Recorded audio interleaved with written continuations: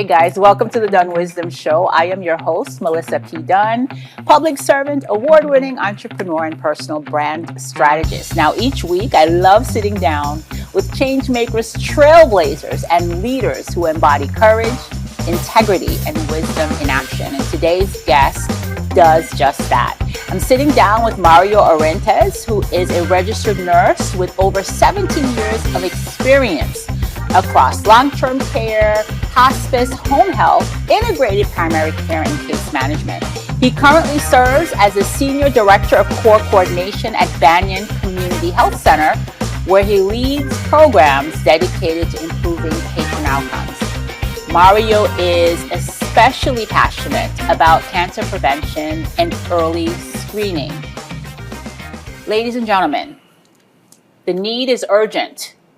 Cancer is the second leading cause of death in the United States, and the American Cancer Society estimates that more than 2 million cases will be diagnosed this year alone. And the thing about it is that early detection really does save lives. So we're going to have a conversation to learn what we can do to be better prepared to fight this cancer pandemic that we're facing. Hi, Mario. How are you? I'm doing great. Thank you so much for having me. Well, thank you for joining me for this conversation. Right. Before we talk about the cancer prevention piece, I'm curious, what led you to healthcare? Healthcare. So when I was young, I know that I wanted to serve my community. Mm-hmm. So I went kind of as a young kid, wanting to in the beginning be a firefighter. Oh, wow. Right? Okay. And then, I someone had introduced me to the profession of nursing. Mm-hmm. And when I put them side by side, I saw that the impact that I personally wanted to have in the community fit more with that career path. So I started as a licensed practical nurse and, escalated there to a registered nurse, and, I'm continuing my education even now. Oh, and worked your way through. Yeah. I love what you said about wanting to have impact. Correct. Yeah. Very important. So that decision to really serve was critical for you in choosing which way to go. It was. Being able to, again, to make a difference even in individual persons' lives, Mm-hmm. right? Guiding them through, I think, a complex healthcare system that we have. Yeah. And there's specific, conditions, right? I think it was in understanding the conditions and, and being able to guide them through that, I think was what really got me to want to go through that. So it's so funny because you talk about firefighter and RN, right? Yeah. Typically, a lot of men would have chosen the firefighter route. Yeah. You don't see a lot of men choosing to be nurses. No, I think historically, right, it began with women, Mm-hmm. and then throughout the years, men have been integrated into the profession. I love that. Yeah, I love it though. Yeah, and we like to say here in this show that you can do anything, right? We You get to definitely can. choose a path that feels like true service and true impact to you. Correct. And that's what you did. And the great thing about nursing is everything that you can do. Mm-hmm. All the different sectors in healthcare, right, that involve nursing, that has a nursing component to it, Mm-hmm. right? That's what got me to it, because I can get bored maybe a little pretty fast. So Yeah. from bedside nursing to case management to integrated care to hospice, it's just limitless. Yeah. All the different specialties that you can have. So I know from reading your bio that you've kind of done that. You've gone through working with insurance companies to transitioning now where you're working more directly with patients. What was that transition like for you? Yeah, so we're talking about cancer, right? And in the beginning, first it was long-term. Let me take a couple of steps back. First it was long-term care, right? I just had a passion for it growing up with my grandmothers. I wanted to give back in that way, and I was drawn to it. Then you kind of burn out, and you also get curious to what else is out there. And then I went towards the case management route, which was fulfilling because I think you're able to have more of an impact, right, in a different way, right? From there, I liked that career path. My father, however, at that point started getting a little ill, and he was actually diagnosed with prostate cancer. Oh, wow. Yeah, so I was with him as his caregiver, and alongside my family, my sisters, and my mother, and unfortunately he passed away. My condolences. That was a pivotal change for me, right? And that's when I went back to the provider side. and worked for a hospice company as a director, patient care administrator, and then continued to a case manager, which is what I am now. It's so funny because I also lost somebody to cancer. Early in my career, I actually started out working in fashion in New York. And a good friend of mine was diagnosed with breast cancer. And because of her death, when an opportunity was offered to me to go work for the American Cancer Society to run their breast health partnership, that would have saved her life had we known about the program. I took a $40,000 pay cut and went and sat in a cubicle, and that was the best decision I've ever made. Yeah, and unfortunately, this thing called cancer is really decimating a lot of lives. It is, and that's why it's important, to do early screenings. Yeah. And most important, we have to understand though that is a form of screening, not a form of prevention. So we also need to be self-conscious and know, what are we eating, how often are we exercising, right, and trying to live a healthy lifestyle. Well, let's start with breast cancer. This is October. It's Breast Cancer Awareness Month right now. What are the screening guidelines? What should we as women, and of course, my understanding is that men get breast cancer as well. What should we be paying attention to? So what I can tell you about all screenings, right? Whether it's the breast cancer through the mammograms, or the colorectal cancer and getting your colonoscopies, or prostate cancer, they have parameters, right? For the mammograms, they say women over 40. For colon cancer and getting your colonoscopy or your stool checked, they say 45, right? For prostate cancer, they'll say 50. However, though, those are the important thing is to really have that conversation with your provider, because there are other factors, right? Risk factors that play key in that. For example, since my father went ahead and had a prostate cancer, that puts me at risk. At a higher risk. And I've had conversation with my physicians, right, with my providers, and we actually just started, checking my PSA, since last year, right? And I'm 39. Wow. Right? So that's, you're talking about, 11 years before the actual, mandates, before the age that they recommend.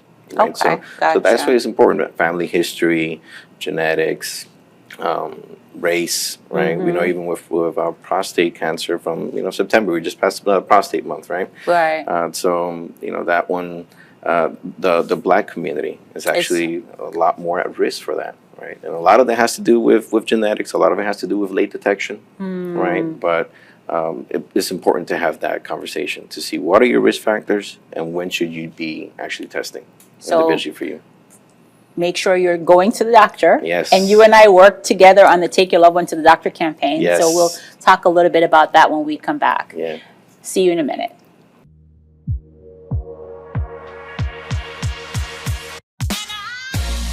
Peace begins in the heart.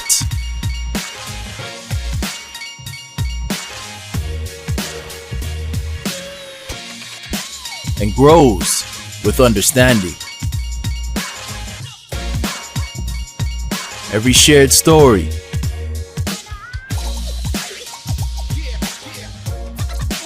and every act of kindness builds a stronger community.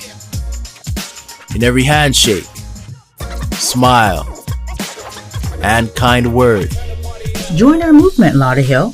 Text Peace365 to 545454 and become a Lauderhill Peacemaker. Pledge your commitment to co-creating a kinder, more peaceful Lauderhill.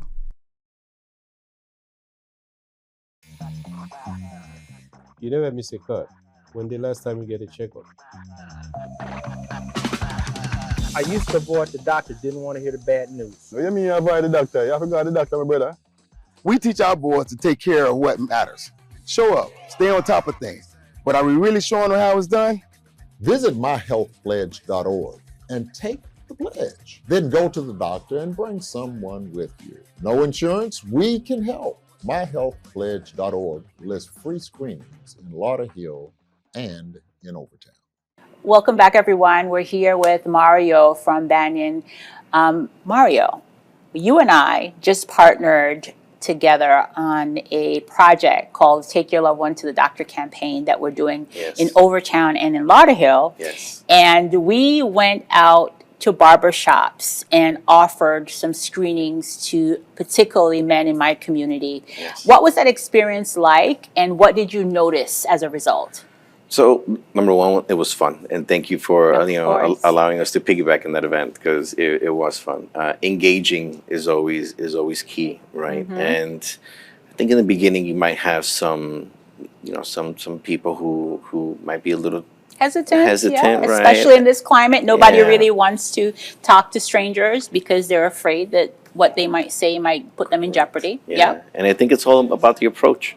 sure. All right, it's all about the approach. So if you just go to have a conversation with them, right, instead of trying to push something on them, on anybody, you're more likely to get someone with an open mind, to just talk about how's your day going, right, and especially doing something rather simple than just saying, let me just check your blood pressure, Yeah, right, let me check your pulse, and then from there, that is your gateway to a conversation about health and how important it is, for them to get checked out, and then you start asking, some very important questions and engage in conversation. What other what medications are you taking? So you do your regular, medication reconciliation. What history do you have? Any kind of comorbidities? Any diagnoses we should know about? And then the most important one, when was the last time you got checked? When was the last time you saw a doctor? right. Right? And what were you hearing? That it had been quite a while. Quite a while for a lot of people. For a lot of yeah. people, if not most. Definitely over 6 months, right? Wow. Most of them have not gotten checked so far in this year, in their calendar year. Mm-hmm. So being able to have them take that pledge, right? Which I Yes. think we got a nice churn out then. We did. And yeah. and helping them even to come into our Banyan clinic, it was great. You're seeing the impact right there in front of Right you. then and there, yeah. And I was out there with you, and I noticed that, and I even was able to have conversations with Yeah. folks that had other challenges besides needing to access healthcare. One lady that I spoke with had an issue with her Social Security and her Medicaid, so we were able to connect her to services. Correct, and those are some of the benefits that we offer, right, and the services that we offer at Banyan, right, where we have community health workers that are boots in the ground and are out there engaging, people in the Yeah. community, and the whole entire point of that is saying, we what is it that's preventing you From going to the from doctor. going to the doctor, Yeah. right? What are your social determinants of health? Say that again. The Those- social determinants of it. Listen, I am Extremely obsessed with important. that. If in order, and what people don't understand is that only 40% of the health of a community that has anything to do with going to the doctor. The rest of it is your ability to feed your family. The rest of it is your ability to feel safe and connected to your Correct, neighbors, have correct. great air to breathe. We all talked about it, Yeah. that Maslow's hierarchy of needs. We've all Correct. seen it. Absolutely. Now the Absolutely. important thing is to address it. Address Right? Are it. we addressing Yeah. it? Yeah. Right? And we do these through proven evidence-based assessments that help us discover and point out what are their main risk factors and how can we provide linkage. Yes. All right. And because we know that early detection leads to a cure, whether it's with cancer, diabetes, hypertension, we have to be vigilant in our communities, especially under-resourced Yes. communities where the health disparity is tremendous. It's tremendous. Yeah. Yes, yes. Well, listen, I'm so grateful for you partnering with us. I'm grateful for Banyan with partnering with us.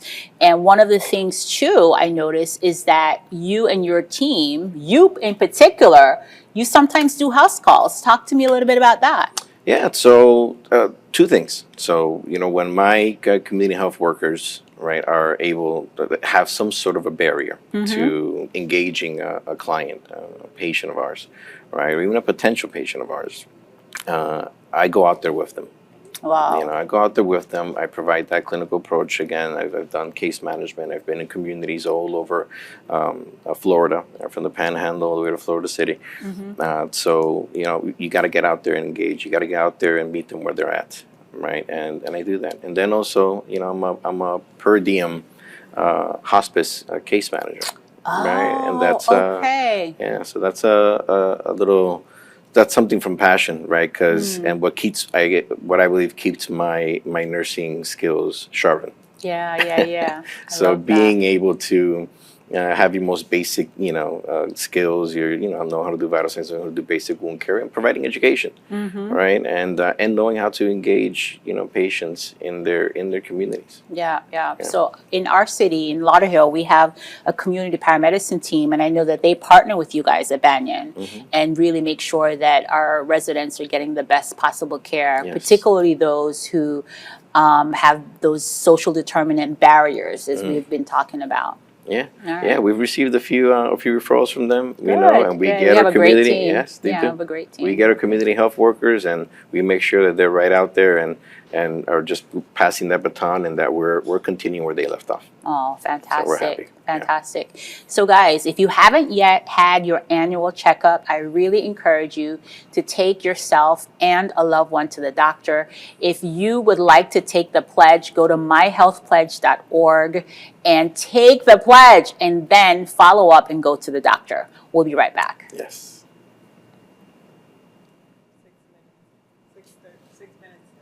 Okay.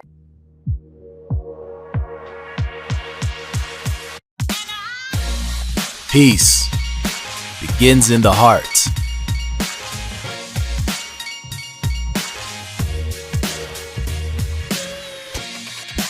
And grows with understanding. Every shared story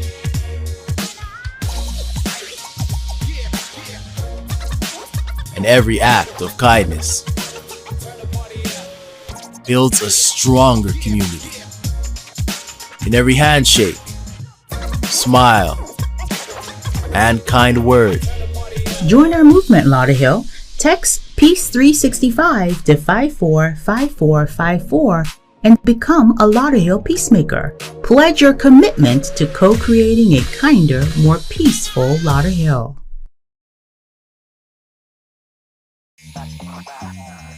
You never miss a cut. When the last time you get a checkup? I used to avoid the doctor, didn't want to hear the bad news. No, you mean you avoid the doctor? You forgot the doctor, my brother. We teach our boys to take care of what matters. Show up, stay on top of things. But are we really showing them how it's done? Visit myhealthpledge.org and take the pledge. Then go to the doctor and bring someone with you. No insurance? We can help. myhealthpledge.org lists free screenings in Lauderhill and in Overtown. All right, we're back, everyone. We're sitting here with an RN and a healthcare leader. Thank you for joining us again, Mario. Yes, ma'am. Thank you. So we've talked about cancer prevention and how important it is, and we've spoken about your work at Banyan and encouraging people to really get in to see their medical provider. Yes. Now, let's talk about you. Uh-oh. How do you take care of yourself? How do I take care of myself? So, in full transparency, I could probably do a little better in taking care of myself. Okay. Right? I work long hours, but I love what I do. Sure. Right? I get refreshed with my family. I get a reset when I see my children. When I'm with my wife, when we have family gatherings in the weekend. Once in a while, when I get a pass from my wife, she'll let me go and hit 9 holes or 18 holes in a golf course, and a workout here and there. Yeah. But that is an area, being self-critical, where I can definitely improve on, especially with exercise, right? And I think that it's a very, very, it's a big deal. That's a way of practicing what you preach. Yes. That's a way of, really addressing your mental health, your stress. So those are goals. I'm not waiting till December 31st. See, there you go. But you know what? Here's what I believe. I really believe that recognizing it is the first step towards really creating space for you to be better. And I know from personal experience, Mario, that you've got to fill your own cup so that you can give from your overflow. That's true. And so thank you so much for being so open and transparent about that. Well, thank you for provoking thought. Yeah. Because I'll be working on that. Okay, good. We'll have to have you come back to talk about It'll be a pleasure. your own journey towards freedom and self-care. Yes, ma'am. Yeah. So I'm curious, given what you know as a healthcare provider, as a leader, as a husband and a father, what words of wisdom would you have to offer our community?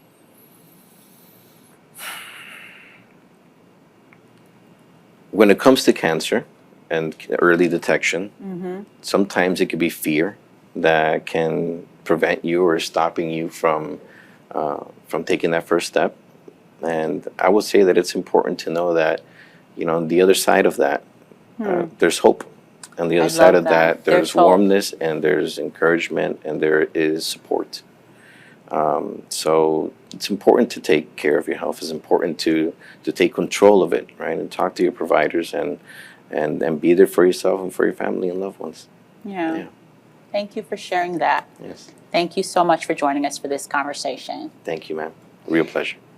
So you heard Mario, there's hope. My encouragement for you today is for you to take charge of your health. If you have not had your annual checkup, do so.